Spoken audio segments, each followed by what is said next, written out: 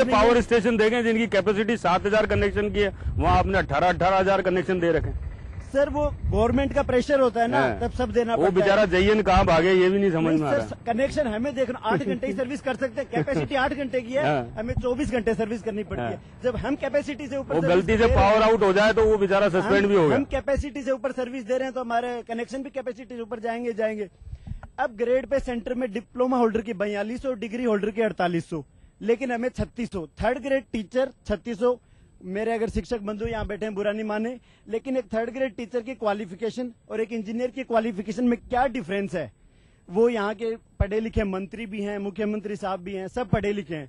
अगर वो समझ टीचर इंजीनियर बना रहे, इंजीनियर बनाते नहीं, इंजीनियर नहीं बना रहे। एक शर्म की बात है, राजस्थान टीचर तो इंजीनियर बना रहे हैं ना साहब, इसलिए उनकी ग्रेड राजस्थान इलेक्ट्रिसिटी बोर्ड के लिए शर्म की बात है कि यहाँ के इंजीनियर्स छोड़ के दूसरे डिपार्टमेंट में जा रहे हैं, जबकि राजस्थान को तो गर्व होना चाहिए कि दूसरे डिपार्टमेंट के लोग यहाँ आए, लेकिन यहाँ के इंजीनियर्स 2 साल भी यहाँ नहीं टिकते। मतलब इंजीनियर्स की कोई वैल्यू ही नहीं छोड़ी। मंजीत सिंह जी, एक चीज मुझे बता दीजिए, जो अच्छे डिग्री होल्डर्स हैं, जो अच्छे कॉलेजेस से जो डिग्री होल्डर इंजीनियर्स हैं, वो तो आजकल इलेक्ट्रिसिटी डिपार्टमेंट में आना ही नहीं चाहते। पहली बात तो मैं बताऊं, कॉलेजेस अच्छे और बुरे नहीं होते, स्टूडेंट और वहाँ की फैकल्टी उसको अच्छा और बुरा बनाती है। अगर इंजीनियर नहीं, जो बहुत अच्छी ग्रेड पे जो अच्छे परसेंटेज और मार्क्स के कॉलेजेस, तो फिर गवर्नमेंट स्कूलों को तो बंद कर देना चाहिए राजस्थान में। अगर आप अच्छी और बुरी की डेफिनेशन रखते हैं तो गवर्नमेंट स्कूलेज में जहाँ पे क्लासेस नहीं होती, या फिर बच्चे किसी मंत्री, आपके मुंह से यही सुनना चाह रहा था, क्योंकि ये दुविधा वाली स्थिति आप लोग भी पैदा कर रहे हैं। हाई सोसाइटी का बच्चा गवर्नमेंट स्कूल में पढ़ता है, तो आप बताओ क्यों इन स्कूलों को बंद कर दो ना। इंजीनियरिंग कॉलेज कोई अच्छा बुरा नहीं होता, स्टूडेंट पे डिपेंड करता है। हो सकता है किसी परिस्थिति बस किसी IIT या किसी में एडमिशन ना हुआ हो, तो इनको क्राइटेरिया रखना चाहिए राजस्थान गवर्नमेंट को कि हम IITNC लेंगे ओनली। नहीं, आजकल डिप्लोमा होल्डर ज्यादा है। अगर गवर्नमेंट को नहीं पता तो हम लिखित में दे सकते हैं। क्या इंजीनियर 24 घंटे मेहनत करता है इंजीनियर, और ग्रेड पे 3600। टीचर और इंजीनियर्स में आपने कोई डिफरेंस नहीं रखा।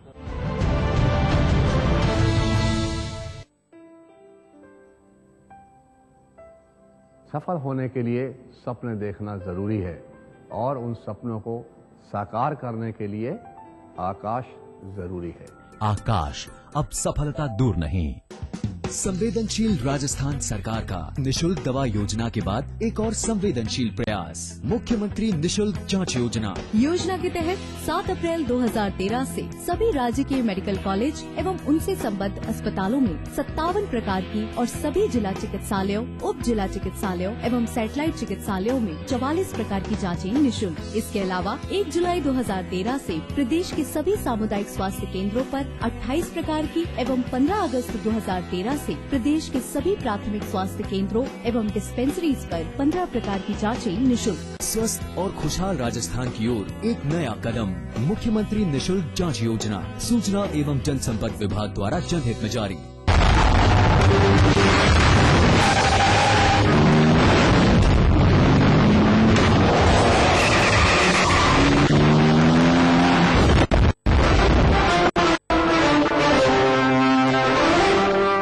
सीमेंट सस्ता नहीं, सबसे अच्छा। मध्य प्रदेश का सबसे किफायती टेस्ट ट्यूब बेबी ट्रीटमेंट मात्र 30,000 में। संपर्क करें मोहक हॉस्पिटल इंदौर 09755044442। राजेंद्र जी राणा के पास आना चाहता हूँ, और प्रदेश अध्यक्ष नर्सेज एसोसिएशन से, उनके पास आना चाहता हूँ। राजस्थान की सरकार ने अगर कर्मचारियों को कुछ दिया है तो वो सिर्फ धोखा।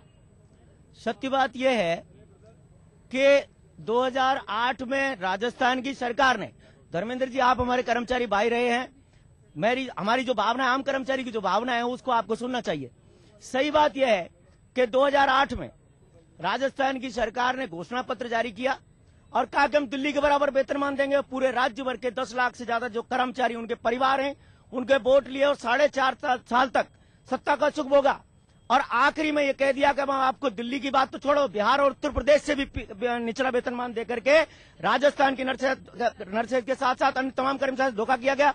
सही बात यह है कि सत्ता का जो सुख भोगा, जो वोट लिया, उसके लिए राजस्थान के कर्मचारियों ने 7.5 बताएं साहब, नर्सेज के साथ धोखा हो गया तो फिर तो गजब हो गया। नर्सेज के साथ तो बहुत बड़ा धोखा हुआ है। 50 साल तक नर्सेज का मूल वेतन दिल्ली के बराबर था। अब इस बार बिहार और उत्तर प्रदेश से भी कम वेतनमान देकर के राजस्थान की सरकार ने जो हमसे वायदा किया था, कर्मचारी से वायदा किया था, वो तो तोड़ा ही है। 22,500 करोड़ रुपए राजस्थान के कर्मचारियों का एरियर बनता था उनके वायदे के हिसाब से। राजस्थान की सरकार ने हाल ही में भटनागर समिति के माध्यम से जुलाई 2013 से देंगे, एक पैसा भी नहीं देंगे अपने कार्यकाल का। राजस्थान का तमाम कर्मचारी अपने आप को ठगा हुआ महसूस कर रहा है। ये 22,500 करोड़ रुपए में से अब हमारी अर्चना जी बहन जी कह रही है कि वो 2,500 करोड़ रुपए वार्षिक के हिसाब से कर्मचारियों को, चंद लाख 2 लाख कर्मचारियों को देंगे और उसके बाद में वो 2,500 करोड़ रुपया जो है वो 10 साल तक लौटाएंगे। तब जाकर के वो 22,500 करोड़ रुपए अगर बैंक में जमा करा दें तो 10 साल में वो 60,000 करोड़ में हो जाएगा। राजस्थान की सरकार अपने शातिर दिमाग से राजस्थान के कर्मचारियों को छलने का जो काम किया है, हमारी ग्रामीण क्षेत्रों में काम 12,000 चिकित्सा केंद्र से हैं जहां डॉक्टर्स नहीं है। एएनएम से लेकर के नर्सिंग सुपरटेंडेंट तक किसी का वेतनमान की वृद्धि नहीं की। हमारे नर्स ग्रेड 2 को एलएचबी का वेतनमान दे दिया। और एएनएम और धर्मेंद्र जी आप अच्छी तरह जानते, आप कभी हमारी पैरवी करते थे, आज सरकार के पाले में बैठे अलग बात है, मगर ये सच्चाई है। राजस्थान का 7 लाख कर्मचारी इसीलिए संघर्ष कर रहा है और 30 अप्रैल से राजस्थान के कर्मचारी सामूहिक अवकाश पर जाने की बात कर रहे हैं। राणा साहब, एक बार लास्ट सवाल है, जो शेखावत जी बैठे उनसे बात कर लेते हैं, उसके बाद आपके पास आता हूँ। राजस्थान सरकार का वित्तीय प्रशासन चाहे किसी भी जगह का हो, राजस्थान के वित्तीय प्रशासन में लेखाकर्मी का योगदान सबसे ज्यादा रहा है। जब तक लेखाकर्मी की टिप्पणी नहीं आती कोई भी अधिकारी उसके ऊपर आगे कार्रवाई नहीं करता। और हमारे लेखाकर्मी जिसको आपको वेतन जो मिलना चाहिए केंद्र के बराबर या उसके सबऑर्डिनेट जो सहायक बराबर के कर्मचारी पद रहे हैं उनके बराबर, उस मामले में निश्चित रूप से हमारे साथ अन्याय हुआ लगातार। इस मामले में धर्मेंद्र सिंह जी आप ध्यान दें प्लीज सर। धर्मेंद्र सिंह जी मैं आपको रिक्वेस्ट कर रहा हूं, आप इस पर ध्यान दें। वास्तविकता है ये, आप वित्तीय अनुशासन में ऐसा कोई भी कॉलम नहीं छोड़ते हैं जिसके ऊपर हमारा लेखाकर्मी का साइन नहीं करवाते हो और उसको वर्ड ज्ञान नहीं होगा तो वो लिख नहीं सकता। उस लिखे हुए के आधार से आप सारे फैसले लेते हैं, सरकार लेती है और आपको हमारे अधिकारी लेते हैं। और जहां आपने इसमें ऑफिस प्रोसीजर में दे रखा है कि सीनियर लेखाकर्मी जो भी होगा वो वहां का डिप्टी होगा, लेकिन जहां वेतन देने का काम है उसके अंदर आप हमें 3rd ग्रेड टीचर के बराबर ले जाए। मैं जब 88 में नौकरी लगा था तब 2nd ग्रेड टीचर नौकरी छोड़ के हमारे साथ जूनियर अकाउंटेंट बने, नौकरी छोड़ करके। और मैं उनके नाम बता सकता हूँ आज के कम से कम 10 आदमियों के जो junior account 2nd grade teacher छोड़ के हमारे साथ लगे।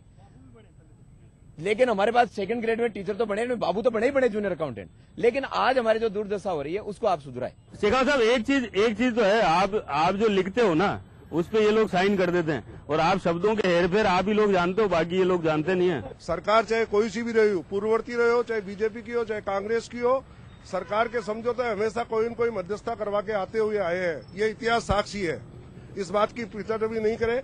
और मेरा केवल मात्र निवेदन है कि आज की पीड़ा 50 से लेकर के 86, 88 तक जो अगर वर्ग पिछड़ा है तो हमारा मंत्रालय वर्ग पिछड़ा है। नागौर में हमने जो अधिवेशन हमारा हुआ है, मंत्रालय वर्ग का राजस्थान से एक भी नेता, चाहे वो सिंगल कर्मचारी है, चाहे उसके साथ 5,000 है और चाहे 10,000 है, वो सारे सबने एक मांग पत्र सरकार को कल और परसों हमारे सीएस साहब को और गोविंद जी शर्मा साहब को दिए। उसमें इन सबके हस्ताक्षर है। आप वालों से मेरा निवेदन है कि आप इनको भी तो बुला करके इनकी पीड़ा पूछे कि इन लोगों ने जो ज्ञापन दिया है, हमारे साथ तो छलावा हमेशा हुआ है, कभी सरकार करती है तो कभी महासंघ। एक वर्ग को जो नीचे जाता हुआ गया है वो गया हुआ है। हमने ये महासंघ आज तक जितने भी रहे हमारे कंधों के ऊपर चढ़कर करके खूब सब संघों को दिलवाया है। आज हमारी लड़ाई है केवल मात्र मंत्रालय वर्ग की है। मंत्रालय वर्ग के सारे नेता यहाँ जो विराजमान है, वो 3 तो यहाँ विराजमान है और 21 एब्सेंट है, वो सारे के सारे लड़ाई लड़ेंगे। अगर हमारे जो मध्यस्थता करने वाले नेता हमें सम्मानजनक कुछ दिला पाते हैं तो हमारा किसी सरकार से कोई विरोध नहीं है, चाहे वो पूर्ववर्ती सरकार है या आने वाली सरकार है या जाने वाली सरकार है। और अगर हमें नहीं मिलेगा, हमें इंडिपेंडेंट, यदि नहीं मिलेगा इंडिपेंडेंट आंदोलन कैसा होता है और कैसे करते हैं हम करके बता देंगे। हमें कोई किसी महासंघ की मध्यस्थता की जरूरत नहीं है। बिल्कुल, एकदम संक्षिप्त में सवाल कर दूं। अर्चना जी का बहुत बहुत धन्यवाद देना चाहूंगा। आपने कहा आजादी के बाद पहली सरकार है जिसने कर्मचारियों को कुछ दिया है। मुझे शायद ध्यान है 45 वर्ष से राज्य में कांग्रेस की सरकार रही है, तो क्या पहले की सरकारें कर्मचारी विरोधी रही हैं? सवाल पे आ जाए की बात कर रहे हैं। घोषणा पत्र में 1 जुलाई 2013 से दिया है ये कर्मचारियों को। आपने दूसरी बात की डीपीसी टाइम बाउंड प्रमोशन किए हैं। मैं जिस वर्ग से आता हूँ राजस्थान प्रयोगशाला सहायक संघ से, ऐसा संवर्ग है जिसमें पदोन्नति का कोई रास्ता ही नहीं है आगे। 29-30 वर्ष जिनको हो गए, आगे पदोन्नति का कोई चैनल ही नहीं है। जिस जाति में वो जन्म लेता है उसी जाति में मर जाता है। वेतनमान की बात तो हम जब करें जब हमें पदोन्नति मिले।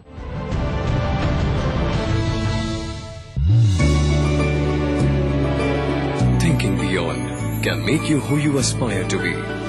Jaipur national university, think beyond. थोड़ी एनर्जी लाओ दोस्त, कभी भी रसना, कभी भी एनर्जी, कभी भी Rasna fruit plus, real fruits, 21 vitamin, calcium, glucose, सिर्फ 2 रुपए में। Love you Rasna. Thinking beyond can make you who you aspire to be. Jaipur National University, think beyond.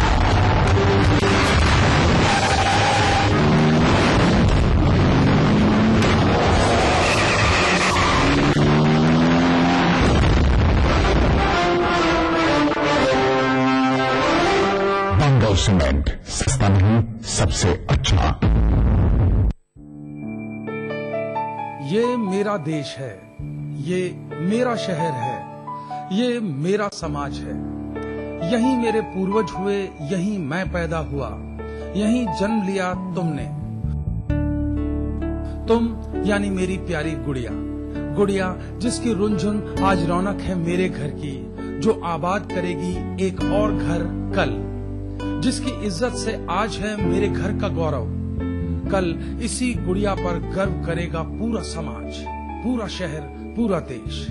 ये सब होगा, जरूर होगा, अगर मैं बचा पाया तुम्हें, तुम्हारे बचपन को, मेरे देश, मेरे शहर, मेरे समाज के उन दरिंदों से जो रह रहे हैं मेरे ही आसपास।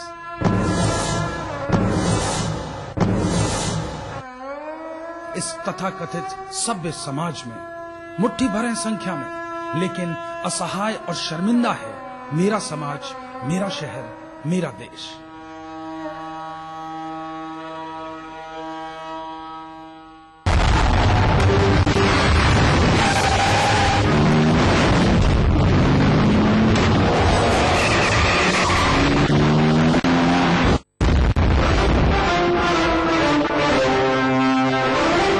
बंगल सीमेंट, सस्ता नहीं, सबसे अच्छा।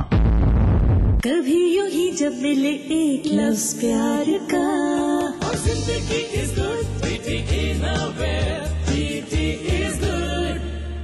माँ बनना हर नारी के लिए सबसे बड़ा सुख होता है, पर यह सुख अपने साथ कुछ खतरे भी लेकर आता है।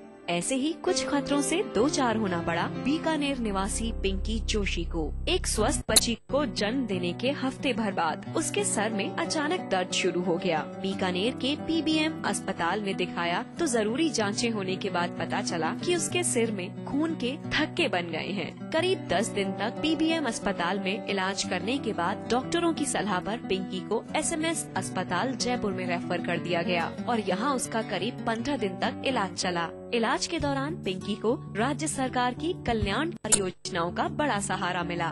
राजस्थान जननी शिशु सुरक्षा कार्यक्रम के तहत पिंकी को इलाज के दौरान निशुल्क जांच, पीबीएम अस्पताल से एसएमएस अस्पताल जयपुर तक की निशुल्क परिवहन सुविधा मिली तो मुख्यमंत्री निशुल्क दवा योजना के तहत इलाज के लिए सभी दवाइयाँ निशुल्क उपलब्ध कराई गयी। आज पिंकी और उसके परिजन सरकार की इन योजनाओं के लिए सरकार के आभारी हैं और धन्यवाद देते हुए कहते हैं कि इन योजनाओं ने उन्हें न केवल बुरे वक्त में आर्थिक संबल दिया बल्कि मानसिक परेशानियों के बीच उम्मीद की एक किरण भी जगाई है। इसके सर में दर्द होने लग गया था और भयंकर रूप से दर्द हो गया था। फिर यहाँ से हम उठा पीबीएम अस्पताल लेके गए थे। उसके बाद में उन्होंने इलाज किया था, कुछ गोलियों का पार नहीं पड़ी। फिर वहाँ से हमने रेफर करा के जयपुर लेके गए। जननी सुरक्षा के इलाज तहत सारी अपने को दवाइयाँ, सीटी स्कैन वगैरह सारी फ्री ऑफ मिल गई और एम्बुलेंस का किराया मिल गया। पूरा धन्यवाद है कि ऐसी योजना चलाते रखें और बंद नहीं करे और योजना बढ़ाते रहे। भारत इतिहास के पन्नों पर शाही संस्कृति के धरोहर राजस्थान आज भी जगमगाता है रजवाड़ों की गरिमा से, जननेताओं की राजनीति से, हर एक बात की चहल पहल से और रहता है हमेशा अपने ही रंग में, अपने ही ढंग में। म्हारो राजस्थान देखिए इस समय पर। इस न्यूज के सह प्रायोजक हैं जागो पार्टी का मिशन 2013 आरक्षण का अंत। मिराज शुद्ध ऑयल सो कुबेर मसाला, स्वादिष्ट जीवन चाहे हर मन। धर्मेंद्र राठौड़ जी के पास आना चाहता हूं, सचिव प्रदेश अध्यक्ष कमेटी से हमारे बीच यहाँ धर्मेंद्र राठौड़ जी बैठे हैं। देखिए, मैं सबसे पहले आपको ये सारे जो पिछले 4 साल 3 महीने इस सरकार को हुए हैं, सबसे पहले इस सरकार ने जो काम किया और कर्मचारियों के इंटरेस्ट में जो फैसले करने में, कि पिछली सरकारों में डायलॉग कर्मचारियों के और सरकार के बीच में नहीं रहे। बहुत सी समस्याएं डायलॉग नहीं होने से भी पैदा होती हैं। तो इस बार सरकार बनते ही 6 महीने के अंदर अंदर इनमें से बहुत से कर्मचारी नेता, महेश व्यास जी बैठे हैं, महेंद्र सिंह जी बैठे हैं, सचिवालय में एक करीब 50 कर्मचारी संगठनों का नेताओं को बुला के मुख्यमंत्री जी ने खुद कोई 2-3 घंटे उनसे बातचीत की और बातचीत करके मैं कह रहा हूं 50 सबसे सुनिए, आप मेरी बात सुनिए, आप मेरी बात सुनिए, उसमें आप पहले मेरी बात सुनिए सबसे पहले। अच्छा हाँ ठीक है, अब सुनिए मेरी बात, आप मेरी बात। तो सबसे पहले ये सारी आंदोलन कराया, आप सबसे पहले मेरी बात सुनिए। चाहता हूँ आप आराम से पहले अपनी भाषा पे संयमित रखिए, समझ गए? आप पहले मेरी बात सुनिए। मेरी बात सुन ले पहले मेरी बात सुन ले, पहले बाद में जवाब देना। पहले मेरी बात सुन ले, पहले बाद में जवाब देना।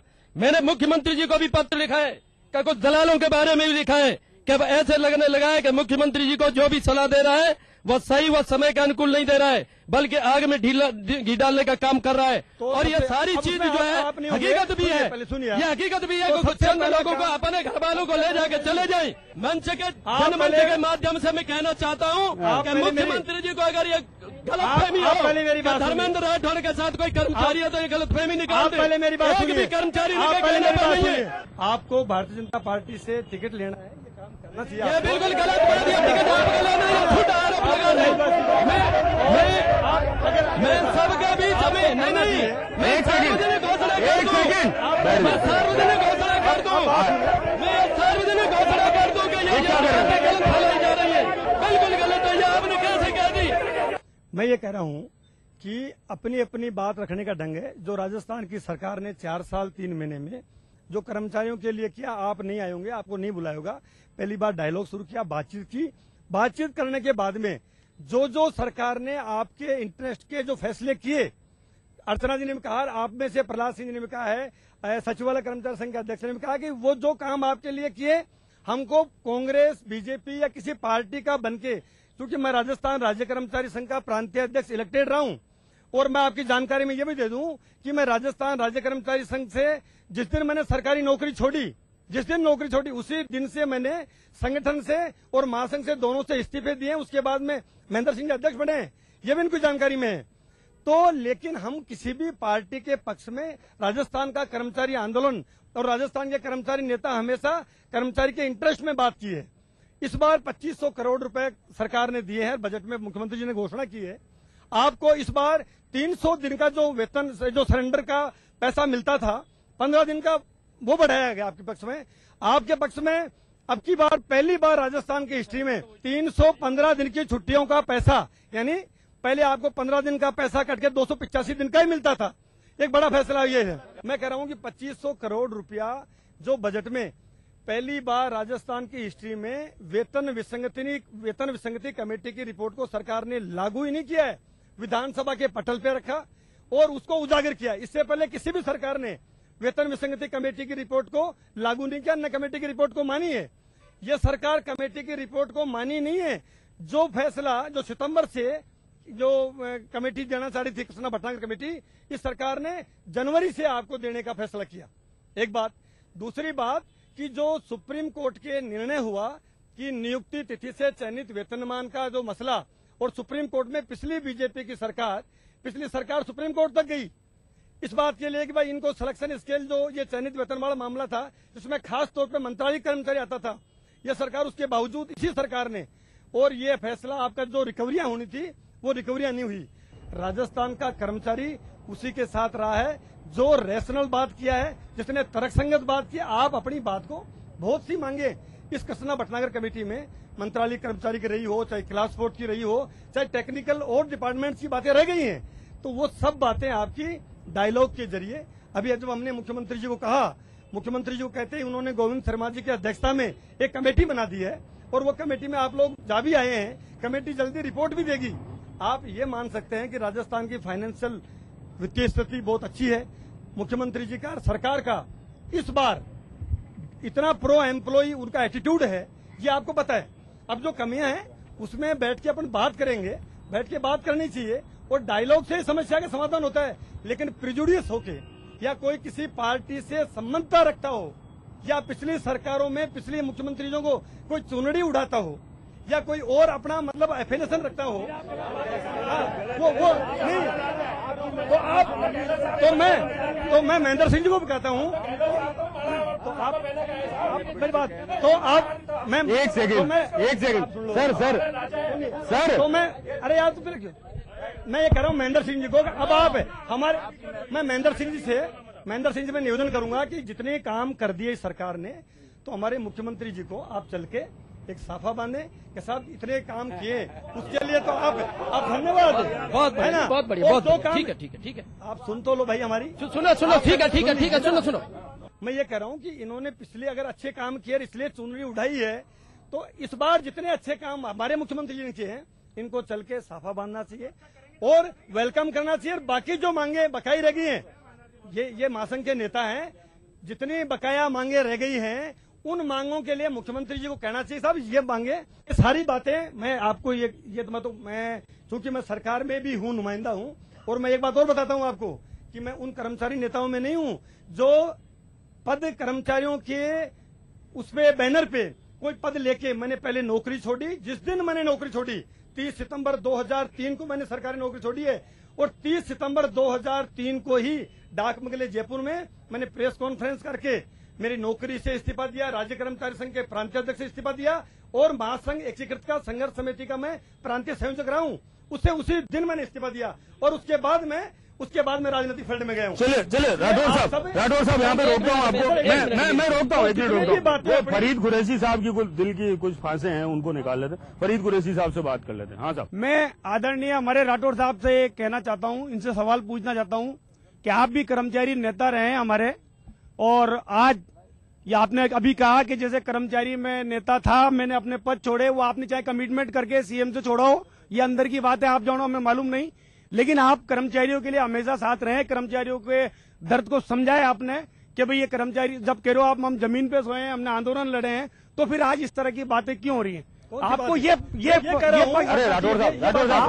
कहना चाहिए, आपको सरकार को ये कहना चाहिए कि आप इसलिए आज आए हैं, हमारे आदरणीय हमारे बहन अर्चना जी भी, आपको ये कहना चाहिए आपकी जो दुख तकलीफ है उसको हम दूर कराएंगे, जो कमी रह गई है। आप भूखे को ये कहो खाना खा लिया, आप कह दो खाना खा लिया, मैंने कहा तो जितना दिया देगा भूखा है, जितना दिया है उसका चेहरा बता देगा भूखा है। अंतिम दौर में यहाँ पर मैं अर्चना जी के पास आना चाहता हूँ। देखिए अतुल जी, जनमंच का मुख्य उद्देश्य होता है कि जो भी समस्या हो उसके समाधान तक हम पहुंचे।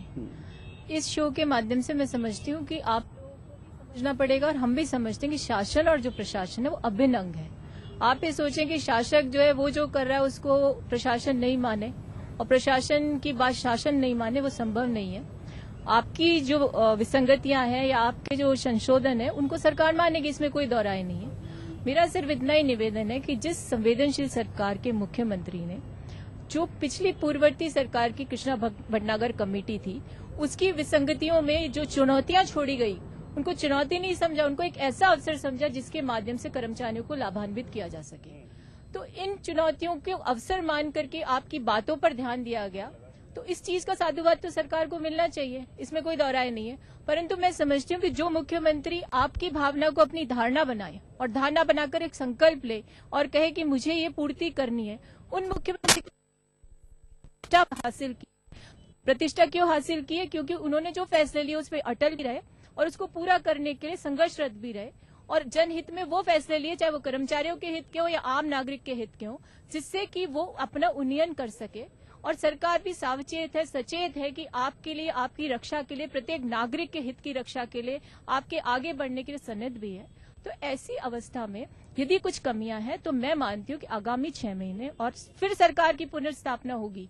इसके लिए मैं दावा इसलिए करती हूँ, जब मैंने कहा कि 65 साल बाद ऐसी सरकार आई जिसने इतना अच्छा बजट दिया, जिसने कर्मचारियों के हित की बात की, तो उसकी पुनर्स्थापना तो होनी है। ऐसी अवस्था में आपको आश्वस्त होना चाहिए कि आगामी 6 महीनों में और उसके बाद भी आपकी जो विसंगतियां हैं जैसे जैसे संज्ञान में आएगी, क्योंकि देखिए एक बार में सब कुछ हासिल नहीं किया जा सकता। जब 65 साल बाद एक कमेटी के रिकमेंडेशंस माने गए, 17 साल बाद डीपीसी की गई, वेतन विसंगतियों को दूर किया गया, और ये तो वो राज्य है जिसने की संविदा कर्मियों के नियमितीकरण की भी घोषणा की। पूरे भारत में ऐसा कोई राज्य नहीं है।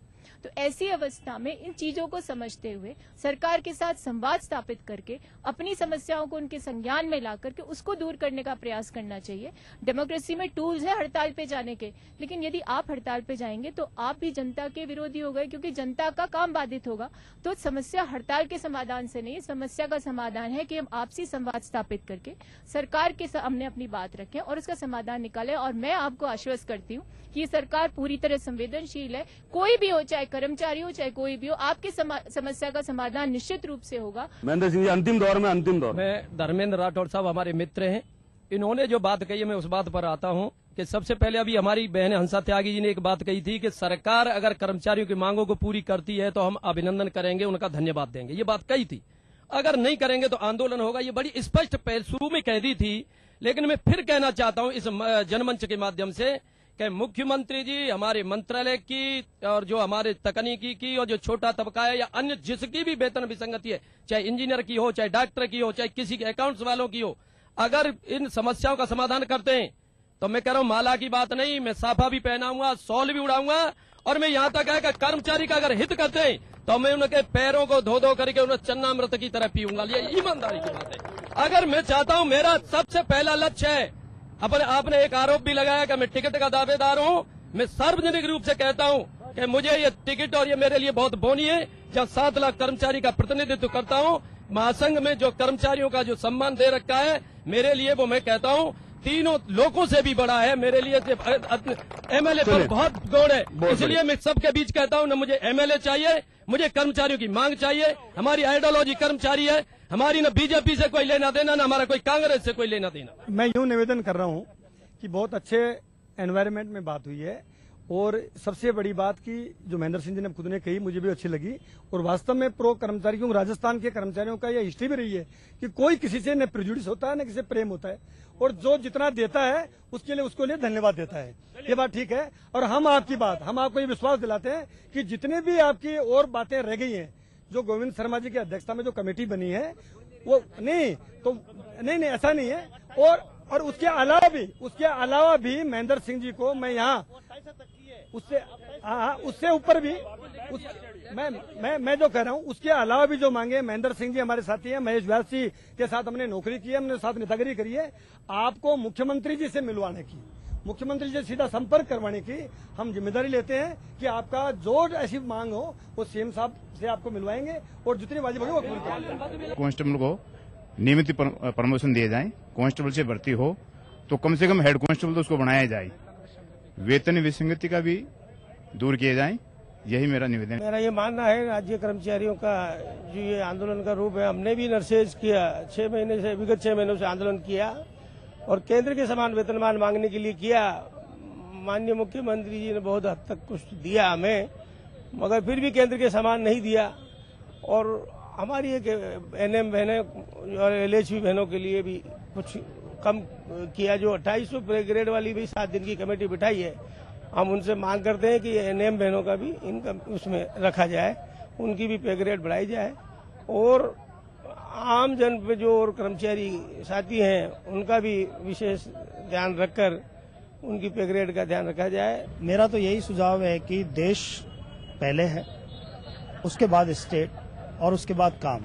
कर्मचारियों को सिर्फ अपने काम पे ध्यान देना चाहिए और फल जो है वो भगवान पे छोड़ देना चाहिए। आप काम करोगे तो फल अच्छा ही मिलेगा। और सरकार जो है, सरकार को भी अपने कर्मचारियों के बारे में पूरा ध्यान रखना चाहिए और रखती भी है, ऐसा नहीं है। कहीं कोई कमी होती है तो मिलजुल के समाप्त कर सकते हैं और इसी तरह से जो है एक दूसरे के हित में काम करना चाहिए, जनता के हित में काम करके और देश को आगे ले जाने की सोचनी चाहिए। बहुत सारी बातें हुई, अलग अलग डिपार्टमेंट से लोग यहाँ पर मौजूद हैं, सबने अपनी अपनी दुविधाओं पे बात करी। किसी की पदोन्नति की बात है तो किसी की सैलरी स्केल की बात है, परंतु बात इतनी सी है यहाँ पर जितने भी लोग बैठे हैं, जिनसे शायद सरकारें चल रही है या सरकारों को जो चला रहे हैं, जिनकी कलम के दावेदार को अपने आप को मानते हैं, जिनसे मंत्रालय चलते हैं या बाकी डिपार्टमेंट चलते हैं, वो सारे लोग यहाँ मौजूद हैं। और अगर वो लोग यहाँ पर अपनी दुविधाओं के साथ बैठे हैं तो कहीं न कहीं सरकारों को और प्रशासनिक हलकों को एक जगह आना पड़ेगा, एक जाजम पे आना पड़ेगा, आपस में